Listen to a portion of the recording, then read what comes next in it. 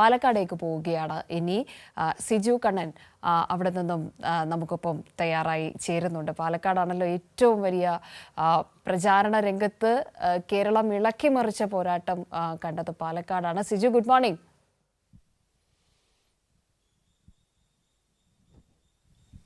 Good morning. കുട്ടിക്കലാശത്തിന്റെയും polling ദിനത്തിന്റെയും ബഹളങ്ങളും ഒപ്പം ക്ഷീണവും ഒക്കെ തീർത്ത് സിജു കണ്ണൻ അടങ്ങുന്ന നമ്മുടെ മാധ്യമ സംഘം അവിടെ ഇങ്ങനെ തയ്യാറായിരിക്കുകയാണ്. നാളെ ഒരു ദിവസത്തെ ഏറ്റവും ആവേശോജ്വലമായ നിമിഷങ്ങൾ അത് പ്രേക്ഷകരിലേക്ക് എത്തിക്കുന്നതിന് വേണ്ടി. സിജു, ഞങ്ങൾ ചേലക്കരയിലെ കാര്യം സംസാരിക്കുകയായിരുന്നു സാലിം മുഹമ്മദുമായി. പാലക്കാട് നാളെ നമുക്കറിയാം, ഇപ്പോഴും നിരവധി പ്രതികരണങ്ങൾ വന്നുകൊണ്ടിരിക്കുന്നു. തികഞ്ഞ ആത്മവിശ്വാസം എല്ലാ മുന്നണി സ്ഥാനാർത്ഥികളും പ്രകടിപ്പിക്കുന്ന ശക്തമായ പോരാട്ടം നടന്നു എന്ന് പറയുന്ന ഒരു മണ്ഡലം കൂടിയാണ്. അവിടെയും നാളെ എന്താണ് ജനമനസ്സുകളിൽ ഒളിപ്പിച്ചു വെച്ച ആ ഒരു സീക്രട്ട് എന്നുള്ളത് നമ്മൾ അറിയാൻ പോകുന്ന ഒരു ദിവസം. ക്രമീകരണങ്ങളൊക്കെയും ഇന്നത്തെ ഒരു ദിവസം കൊണ്ട് തെരഞ്ഞെടുപ്പ് ഉദ്യോഗസ്ഥർ അത് പൂർത്തിയാക്കും. ജില്ലാ ഭരണകൂടം അടക്കമുള്ളവർ അതിന്റെ പൂർണ്ണമായ ചുമതല നിർവഹിച്ചുകൊണ്ട് പൂർത്തിയാക്കും. ഒപ്പം തന്നെ സിജു, നമ്മുടെ തയ്യാറെടുപ്പുകൾ കൂടി പ്രേക്ഷകർക്ക് അറിയണം.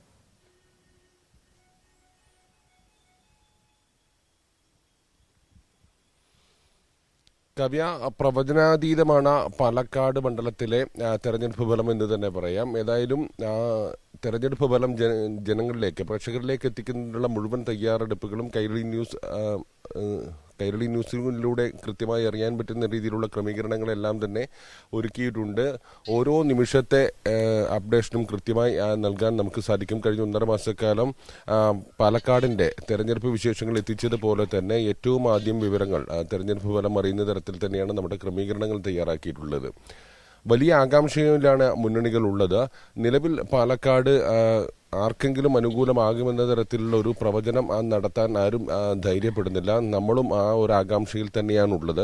പാലക്കാട് വിക്ടോറിയ കോളേജിലാണ് വോട്ട് എണ്ണുന്നതിനുള്ള ക്രമീകരണങ്ങൾ ഒരുക്കിയിരിക്കുന്നത്.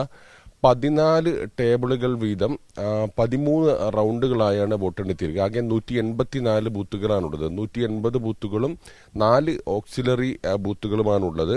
തപാൽ വോട്ടുകളും വോട്ടിംഗ് മെഷീനും എല്ലാം തന്നെ ഒരേ സമയത്ത് എണ്ണുന്ന രീതിയിലാണ് ക്രമീകരിച്ചിരിക്കുന്നത്. വലിയ സുരക്ഷാ സംവിധാനം ഏർപ്പെടുത്തിയിട്ടുണ്ട് വിക്ടോറിയ കോളേജിൽ. വിക്ടോറിയ കോളേജിലെ ഹാളിലാണ് ഈ സൗകര്യങ്ങൾ ഒരുക്കിയിട്ടുള്ളത്. രാഷ്ട്രീയ പാർട്ടി പ്രതിനിധികൾ, അതോടൊപ്പം തന്നെ തെരഞ്ഞെടുക്കപ്പെട്ട ഉദ്യോഗസ്ഥർ, മാധ്യമ പ്രവർത്തകർ എന്നിവർക്ക് മാത്രമായിരിക്കും അകത്ത് പ്രവേശനം. അതിനു ചുറ്റുമെല്ലാം തന്നെ വലിയ സുരക്ഷ ഒരുക്കിയിട്ടുണ്ട്. മറ്റുള്ളവർക്ക് അതിനകത്തേക്ക് പ്രവേശനം ഉണ്ടാകില്ല എന്നാണ് അറിയിച്ചിരിക്കുന്നത്. വോട്ടെണ്ണലുമായി ബന്ധപ്പെട്ട് 100-ലധികം ഉദ്യോഗസ്ഥരെയാണ് ഇപ്പോൾ അതിനായി നിയോഗിച്ചിരിക്കുന്നത്. രാവിലെ 6 മണിയോടുകൂടി തന്നെ സ്ട്രോങ് റൂമിൽ നിന്ന്, നേരത്തെ തീരുമാനിച്ച സ്ഥലത്ത് നിന്ന് വോട്ടിംഗ് മെഷീനുകൾ ഇവിടേക്ക് ടേബിളുകളിലേക്ക് ഓരോ ഘട്ടങ്ങളിലായി എത്തിച്ചു തുടങ്ങും. നമുക്ക് ആദ്യ ഫലസൂചന പാലക്കാടിന് ലഭ്യമാകുക 9 മണിയോടുകൂടി ലഭ്യമാകുമെന്നാണ് പ്രതീക്ഷിക്കുന്നത്. തപാൽ വോട്ട് ഞാൻ സൂചിപ്പിച്ചിരുന്നു. 5 ടേബിളുകളിലായാണ് തപാൽ വോട്ട് എണ്ണുന്നത്. സർവീസ് വോട്ടുകൾ രാവിലെ 7:59 വരെ ഇവിടെ സ്വീകരിക്കുമെന്നാണ് നിലവിൽ അറിയിച്ചിട്ടുള്ളത്. പാലക്കാടിന്റെ ഒരു പോളിംഗ് ശതമാനത്തെക്കുറിച്ചുള്ള വിശകലനങ്ങളെല്ലാം തന്നെ കഴിഞ്ഞ ദിവസം നമ്മൾ കണ്ടതാണ്. 70.51% പാലക്കാടിന്റെ പോളിംഗ്.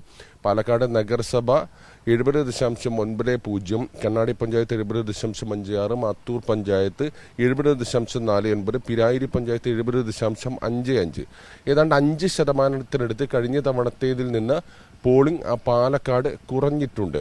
പക്ഷേ 3 പഞ്ചായത്തുകളും നഗരസഭയും എല്ലാം തന്നെ ഒപ്പത്തിനൊപ്പം പോളിംഗ് നിൽക്കുന്ന രീതിയിലാണ് കണ്ടത്. പാലക്കാട് മുനിസിപ്പാലിറ്റിയിലാണ് അല്പം പോളിംഗ് ശതമാനം ഉയർന്നിട്ടുള്ളത്. മാത്തൂർ പഞ്ചായത്തിൽ അതേസമയം പോളിംഗ് ശതമാനം കുറഞ്ഞു. കഴിഞ്ഞ ദിവസങ്ങളിലെല്ലാം തന്നെ മുന്നണികളും സ്ഥാനാർത്ഥികളും എല്ലാം തന്നെ ഈ പോൾ ചെയ്ത വോട്ടുകളുടെ എണ്ണം എല്ലാം കൂടി കണക്കിലെടുത്തുകൊണ്ട് വലിയ കണക്കുകൂട്ടലായിരുന്നു. 1,94,706 വോട്ടർമാരാണ് ആകെ ഉള്ളത്. അതിൽ 1,37,302 വോട്ടർമാരാണ് ഇത്തവണ പോൾ ചെയ്തത്. 2021 നിയമസഭയുമായി ബന്ധപ്പെട്ട് കണക്ക് കൂട്ടി നോക്കുമ്പോൾ 4,802 വോട്ടിന്റെ കുറവുണ്ട്. ഏതാണ്ട് 5%-നടുത്ത് വോട്ടിംഗ് ശതമാനവും കുറഞ്ഞിട്ടുണ്ട്.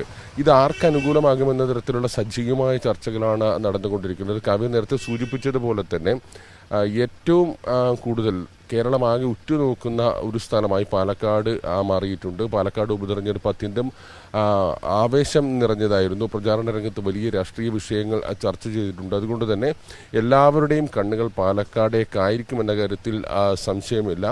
വോട്ടെണ്ണുന്ന ഒരു ക്രമം ഇങ്ങനെയാണ്. പാലക്കാട് നഗരസഭയിൽ 1-ാം നമ്പർ ബൂത്തിൽ നിന്നാണ് എണ്ണി തുടങ്ങുന്നത്.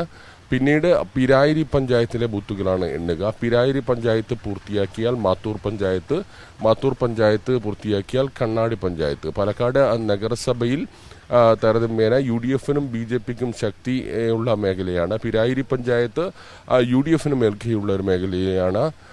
UDF-നും തൊട്ടു പിന്നിൽ LDF നിൽക്കുന്ന ഒരു മേഖലയാണ് പിരായിരി പഞ്ചായത്ത്. മാത്തൂരിൽ LDF-ന് ശക്തമായ സ്വാധീനമുള്ള മേഖലയാണ്. UDF-നും സ്വാധീനമുണ്ട് മാത്തൂർ പഞ്ചായത്തിൽ. കണ്ണാടി പഞ്ചായത്ത് ഇടതുപക്ഷത്തിൻ്റെ ശക്തി കേന്ദ്രമാണ്. കണ്ണാടി പഞ്ചായത്തിലെ ബൂത്തിലാണ് ഈ വോട്ട് എണ്ണിത്തിരുക. ഏതായാലും ആദ്യഘട്ടത്തിലെ സൂചനകൾ വെച്ച് പാലക്കാടൻ കോട്ട ആർക്കൊപ്പം നിൽക്കുമെന്ന കാര്യത്തിൽ ഒരു വ്യക്തത വരില്ല. ഏറ്റവും അവസാന ബൂത്തിലെ വോട്ടുകൾ കൂടി എണ്ണുന്നത് വരെ ഉദ്യോഗം നിറഞ്ഞ രീതിയിലായിരിക്കും പാലക്കാട്ടെ വോട്ടെണ്ണ എന്നാണ് ഇപ്പോൾ നമുക്ക് മനസ്സിലാക്കാൻ സാധിക്കുന്നത്.